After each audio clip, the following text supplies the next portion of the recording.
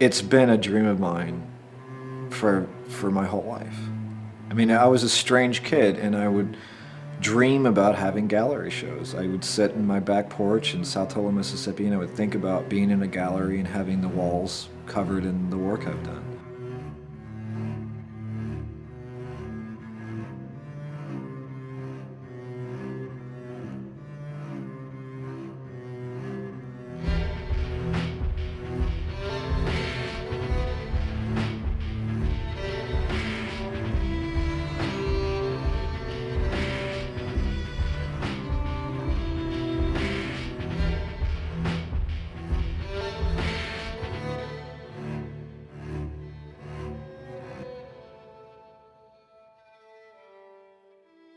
Today we hung the paintings in the gallery, which was, God, I don't know how to, it was amazing to see that. I really got to see the paintings in a new way that I hadn't seen them before, and they seemed better, you know? Like, this is going to sound pretentious, but I could almost see why people like them. Like, being a kid and visualizing this in my head when I was a very small person, it was more than I thought it would be. It was it was incredible. For the last 5 or 6 years, the only person that's really taken my work like super seriously is Kazra, but there was like 3 or 4 people taking the order of the paintings like really seriously and where the layout really seriously. But it was really awesome to watch them do that. And Erica was, she laid them all out at first, and then I started messing with that, and it really destroyed. Like, I caused way more problems than I solved. Right now, I like it how it was better. Yeah, you like it better like this? No, no, how it was. Oh, I like it the way it was too. Yeah. Let's bring it back and let's play around again with another option. She had a really good plan, and then Paul came down and totally changed fucking everything. And at the end of it really started to make sense. And then when I got them on the walls, and they're framed, and they got their varnish, and it was I don't know how to articulate it. It was just very, very, very powerful, and it was one of those moments in life where you're like, man, I really feel like I've accomplished something. I've done something that I'm really proud of, and this moment, this time, right now, absolutely no one can take away from me. Like, I get this for the rest of my life.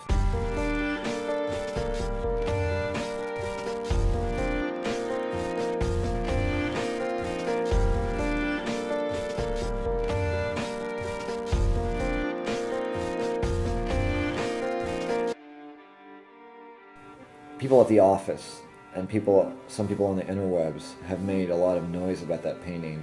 And I like that painting. I've always liked that painting. I believe in that painting. I stand behind that painting. But it's never been one of my favorites. It's never been one that I'm like, if I was putting together an itoya of like 10 of my favorite works, it wouldn't have gone in there. I hadn't seen it framed. Like, I picked the frame, but I left Chicago before it actually got in the frame. And then it went up on the wall, and I got to connect with the work in a way that I've never connected to it before. There's just moments in life where you're like, you hold in the hand of your future wife or something, or you're walking in the street and there's fucking flowers. There's just a certain moment that's just perfect, that just, like, the moment, you're in it, and you know that what you're experiencing, you're going to remember that moment for a long time. And just, I didn't want to walk away from Abito, because I was having that experience with that painting, and it meant a lot to me. I had a lot of fun watching it. I was able to see it in a completely different way. Because, I've never done a solo show. I've done group shows, and you get that kind of feeling in a way from the group shows. But I don't know, it's a completely different experience when all the walls are covered and you're a mess. And you're able to single things out. I don't know, I was really, looking at Abito, I think maybe one of the ways of articulating it is, for the first time ever, I actually really started to feel like an artist. And that's just a really good feeling. Today got me just like one peg closer to being what I really want to be. And it was awesome. Like, it was truly awestruck and awesome, and just everything that, it was a lot more than I imagined it. And even Kazir said, like, once we got all the paintings up on the wall, it's like, it's a better show than either one of us thought it was. Like, it flowed really well. There was a lot of kind of communication between paintings and the way that they worked together. And watching Paul Booth hang your artwork, I recommend it to anyone. That's gonna be a high point in my life forever. That's crazy. I mean, that guy is really creatively fucking genius, and he's like hanging your paintings on the walls of his gallery. Like, I literally used to dream about this when I was a kid.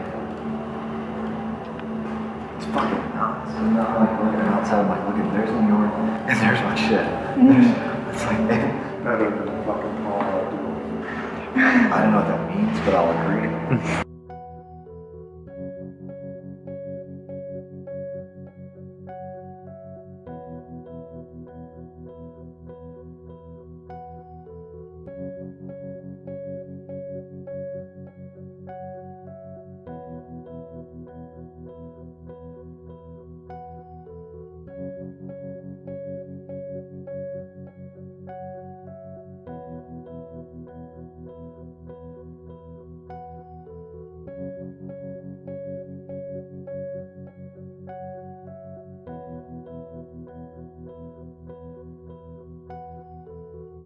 You know, a few of the paintings have been around for a while, but they fit with the theme. They were part of the theme. Even if I didn't know that when I was painting them, they were part of Katabasis. They were part of this start toward the march to the underworld kind of thing. And just seeing, like, paint, like, you know, like Into Hubris is one of them, where I painted that painting a long time ago in a basement in an old house when no one knew anything, or you know, that was before I did Ars Memoria, or before any comic books, or before any other thing. And to see that painting go along with some of the newer paintings and have it mash, and to almost, like, to some small extent, think about communicating with myself back then. And it's like, dude, everything's gonna be okay. Like, you're gonna be in a gallery in New York, and it's, you know, a good gallery in New York. Hi, everybody. Hi. Thank you all for coming. I'm sure you all know Mrs. Menton. I'm incredibly humbled by the support. So I'm looking forward to it. I just don't want to let them down. And it's very strange for me because I don't know where to cut it off at. Avoiding the anatomy, making these beautiful females appear without their naughty bits. Sure. That's a technical term. I get that one a lot, actually, and that one's easy because, you know, it's a huge double standard that men can walk around without their shirts on, but women can't. Mm-hmm. That's just crazy. They're to give milk to a kid, you know. And I'm not painting sex symbols. And the moment you remove the nipples, a lot of that gets taken out. You know, you hear comments like, you paint women in ways they don't exist, and nature, you know, which I don't really believe, because a lot of these bodies are my wife. She's really that hot. And if you remove the nipples, it takes away that context. You know, it's not, in my opinion, it becomes less of a sexual thing. Because I'm not painting about sex. I mean, I'm sure that certain things might come off as sexy, and that's great. In certain ways, like when you get into mythology, to couple along with that is that a lot of goddesses and gods didn't have naughty bits, because they weren't born. You know, they didn't have an umbilical cord. They didn't give milk. You know, and so when I'm trying to deal with, like, an archetypal level where that is not something that belongs. You know, because sex is a major part of life, and we all got here that way. So I'm not trying to avoid that topic. It's just when an archetype that you're trying to represent, or an archetypal part, isn't of that, you want to remove it somehow. I kind of have a hard time. I don't know, like, people are telling me that they like the work, and I really don't know what to say. Because I'm so fucking appreciative. But I get so emotional about it that I'm like,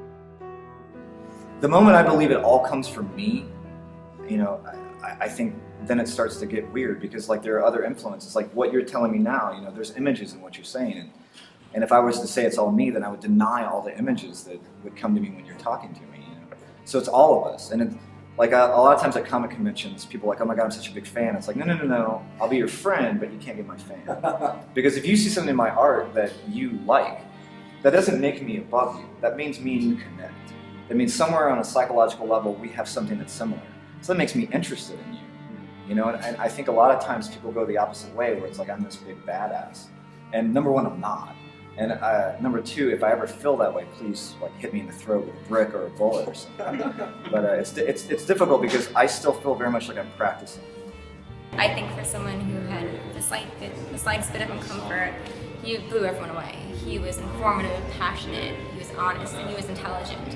He offered people insight that I think really blew them away, and I personally took home a lot from it, things that I want to kind of implement in my own life, and I think many people probably do the same.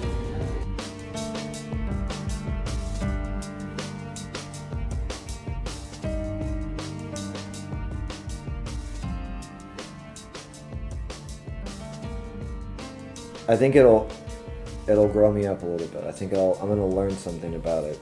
This is what I love to do, and this is the outcome of what I love to do. And it'll be my first one, and I'll come away from it knowing a lot. I learned a lot today with them dealing with the order of the paintings.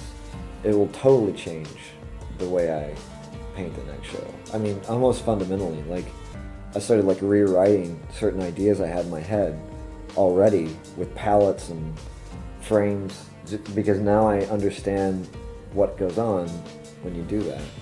Some of this is like a dialogue between blue and red. Okay.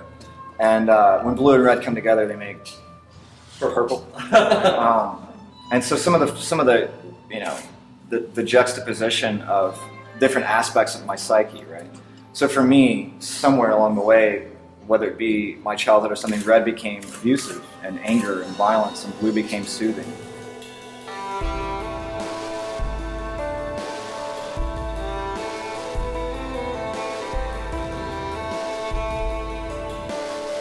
To me, the definition of art is, does it move me? I don't care if it's a photo or a poem or a song or a painting, does it move me?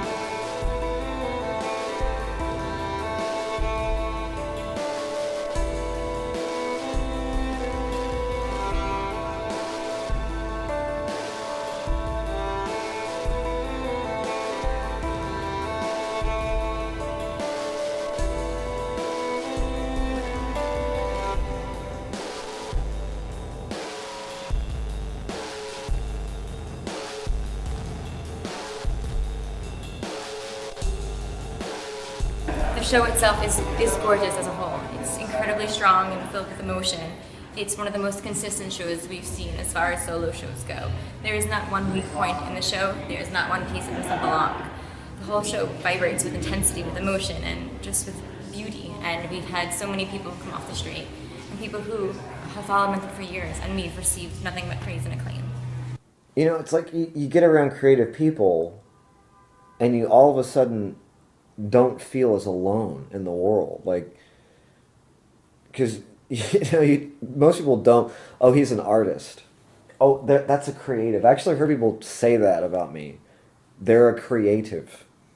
It's weird because feeling like you belong anywhere, I've never felt that, but it's such a comforting feeling to know, like, I'm not the fucking only insane weirdo. You know, you're like, okay, you know, I don't need that kind of validation, but it's so nice to go, fuck, you know, like there are other people that are similar to me. A lot of you are here because you supported the Kickstarter, and I literally thank you so much, everybody, for coming to support that and believing in me as an artist. So thank you all for showing up and being here, and it means a lot, and thank you so much. It was an incredible night. From the moment it opened till closed, till past closing, it was packed.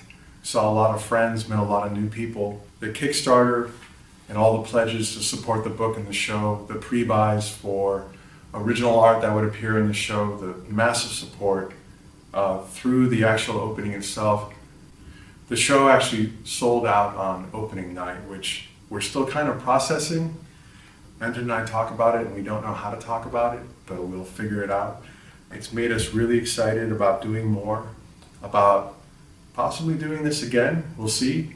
But we wanted to extend our absolute gratitude and thanks to the Kickstarter supporters on behalf of Menton and myself, and Paul Booth and Erica at Last Rites Gallery, and everyone at 44 Flood. Thank you so much for believing in the project and giving Menton the emotional and mental and physical space and capability to put a large body of works together.